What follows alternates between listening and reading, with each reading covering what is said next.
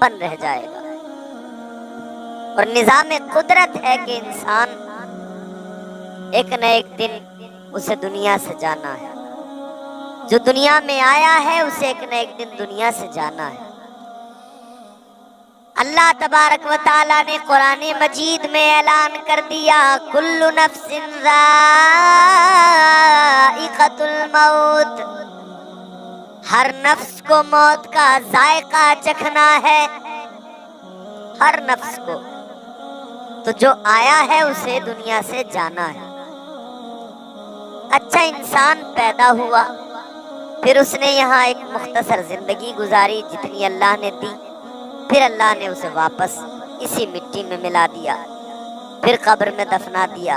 مٹی ڈالتے ہوئے پھر ہم پڑھتے ہیں منہا خلقناکم وفیہا نعیدکم ومنہا نخرجکم تارۃ اخری۔ بے شک اسی مٹی سے پیدا کیا اور اسی مٹی میں پھر ملنا ہے۔ آخر شروع اس مٹی سے ہے تو آخر بھی اسی مٹی پر ہے۔ اللہ کے پیارے پیغمبر جناب حضرت موسیٰ علیہ السلام ایک مرتبہ اللہ کی بارگاہ میں عرض کرنے لگے، اس لیے کہ آپ کلیم اللہ ہیں، اللہ سے گفتگو کیا کرتے تھے، اللہ سے کلام کیا کرتے تھے، کوہ طور پہ جاتے تھے، بات ہوا کرتی تھی۔ ایک مرتبہ اللہ کی بارگاہ میں عرض کرنے لگے، اے مولا، اے رب لم یزل ولا یزال، اے خالق ارض و سما، ایک سوال تیری بارگاہ میں کرنا چاہتا ہوں۔ پروردگار عالم نے فرمایا بولو کیا کہنا چاہتے ہو موسیٰ؟ حضرت موسیٰ علیہ نبینا علیہ السلام عرض کرنے لگے، اے پروردگار، اے رب لم یزل ولا یزال، جب تو نے پیدا کیا ہے تو مارتا کیوں ہے؟ جب زندگی دی ہے تو پھر تو موت کیوں دیتا ہے؟ زندگی اور موت پر تو اللہ کا اختیار ہے، وہ قادر ہے۔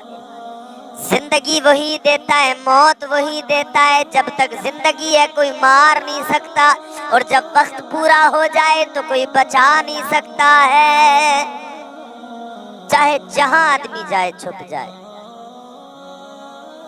اے میرے عزیزو یاد رکھنا، اللہ کے پیارے پیغمبر جناب حضرت موسیٰ علیہ السلام اللہ کی بارگاہ میں عرض کرنے لگے، اے مولا تو نے زندگی دی ہے تو مارتا کیوں ہے؟ مارنے کا سبب کیا ہے؟ اے پروردگار اس میں حکمت کیا ہے؟ اور یہ بھی جان لیجئے اللہ کے ہر کام میں حکمت ہے۔ پروردگار کا کوئی کام حکمت سے خالی نہیں ہے۔ زندگی دی اللہ نے کس لیے؟ پہلے تو یہ سمجھو زندگی دی تو کیوں دی؟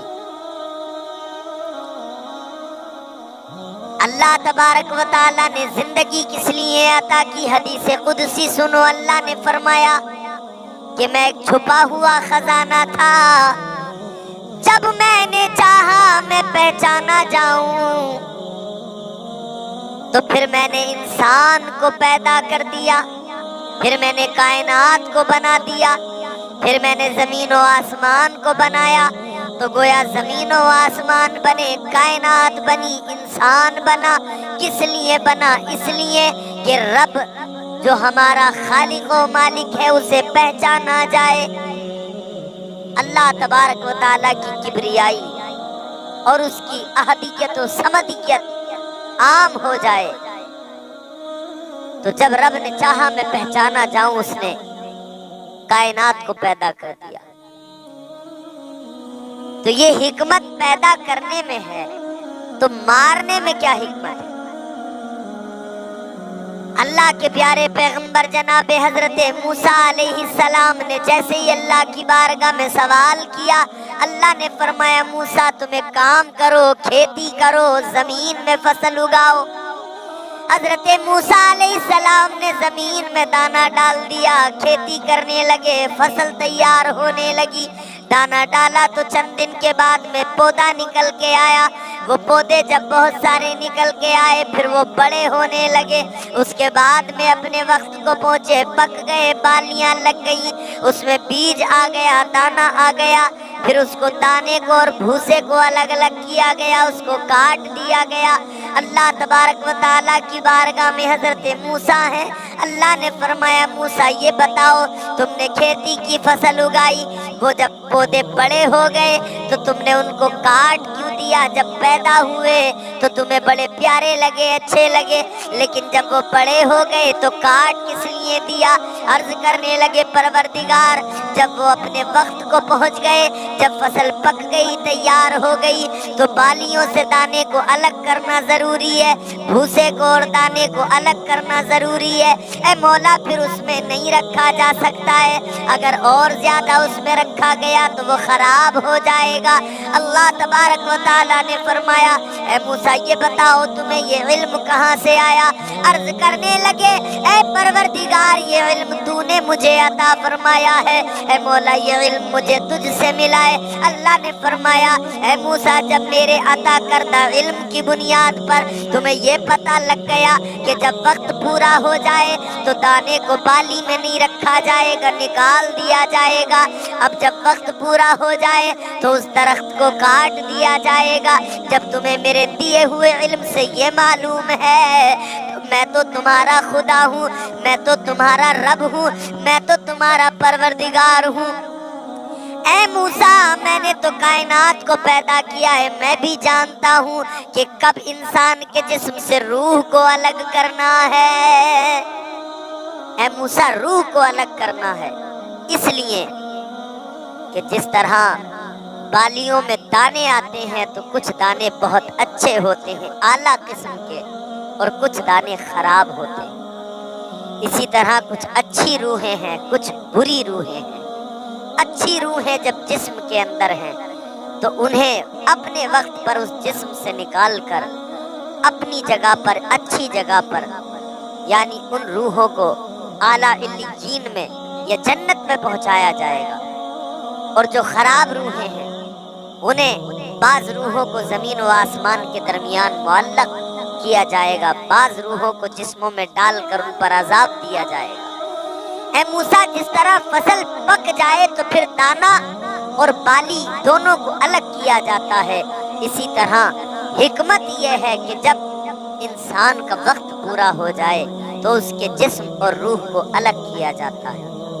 جب اعضائے بدن ڈھیلے پڑ جائیں, جب بڑھاپا آ جائے, اور بڑھاپا ہی کیا جوانی میں بھی موت آ سکتی ہے, بچپن میں بھی آ سکتی ہے, کبھی بھی آ سکتی ہے. ایک وقت ہے اللہ نے زندگی جتنی دی ہے, جتنی سانسیں دی ہیں اتنی سانسیں پوری کرنی ہے, اس کے بعد میں موت آ جائے گی. جسم سے روح کو الگ کیا جائے گا. جسم چونکہ مٹی سے بنا ہے مٹی میں مل جائے گا.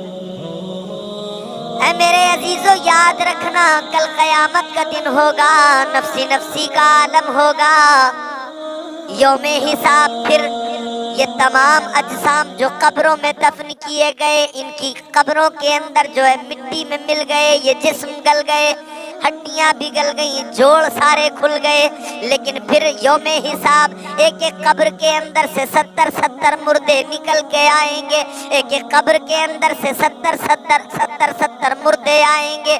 میرے آقا نے فرمایا یوم حساب ایک ایک قبر کے اندر سے 70 مردے اٹھ کر آئیں گے, سب برہنہ ہوں گے. عرض کیا گیا یا رسول اللہ, میرے آقا کی بارگاہ میں سوال کیا گیا آقا کیا جب برہنہ ہوں گے تو ایک دوسرے سے حیا نہیں آئے گی, کیا شرم نہیں آئے گی؟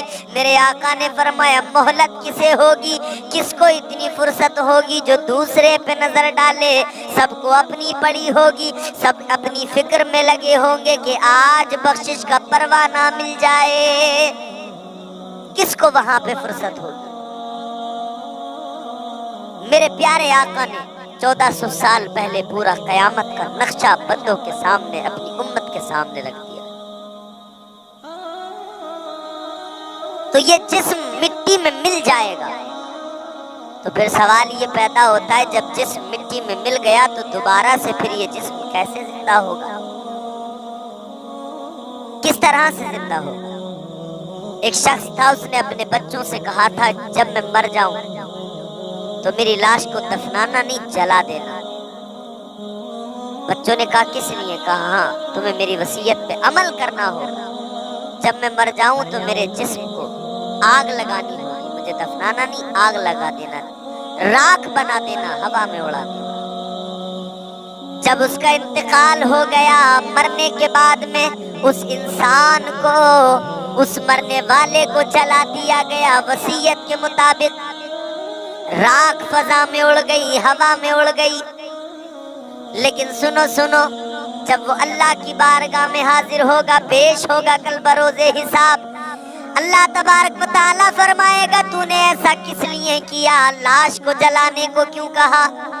وہ اللہ کی بارگاہ میں روئے گا، عرض کرے گا مولا بہت گناہگار تھا، یا اللہ گناہ اتنے زیادہ تھے مالک، ڈر لگتا تھا تیرے سامنے کیسے کھڑا ہو جاؤں گا، اے پروردگار ڈر لگتا تھا اس لیے میں نے کہا تھا مجھے جلا دینا، میری راکھ بنا دینا، میری راکھ کو فضا میں اڑا دینا۔ اللہ نے فرمایا اے میرے بندے، تو وہ جو تو نے جلنے کے لیے اپنی لاش کو جلانے کے لیے کہا تھا، کیا وہ اس لیے کہا تھا کہ تو مجھ سے ڈرتا تھا، تیرے دل میں میرا خوف تھا؟ کہنے لگا ہاں پروردگار، خوف کی وجہ سے کہا تھا۔ اللہ تو سب جانتا ہے، مگر پھر بھی بندے سے معلوم کر رہا ہے، بندے کی زبان سے اس سے اقرار کروایا جا رہا ہے۔ اللہ فرمائے گا اے میرے فرشتوں دیکھ لو اس کے دل کے اندر ڈر کتنا تھا، اس سے گناہ تو ہو گئے تھے مگر دل میں خوف بیدار ہو گیا، اس سے گناہ تو ہوئے مگر یہ ڈر گیا میرے عذاب سے۔ اے میرے بندو، جس کے دل میں میرا خوف ہوتا ہے، اے میرے فرشتوں تم بھی گواہ ہو جاؤ، جو میرے خوف سے ڈر جاتا ہے، جو میرے خوف کو اپنے سینے میں رکھتا ہے، میں اسے عذاب میں مبتلا نہیں کرتا ہوں۔ اللہ نے فرمایا تو ہمارے ڈر کی وجہ سے، میرے خوف کی وجہ سے تو نے یہ کیا، جا میں نے تیرے گناہوں کو بخش دیا ہے۔ تو خوف خدا جب بندے کے سینے میں آ جائے، تو میں عرض کر رہا ہوں کہ انسان مٹی میں مل گیا، وہ جل بھی جائے مگر پھر بھی قیامت کے دن وہ زندہ ہوگا، پھر بھی اس کا وہی جسم ہوگا۔ کیسے ہوگا؟ وہ تو مٹی میں مل گیا، اس کی لاش مٹی میں مل گئی، جسم فانی ہے۔ تو میرے عزیزو یاد رکھنا،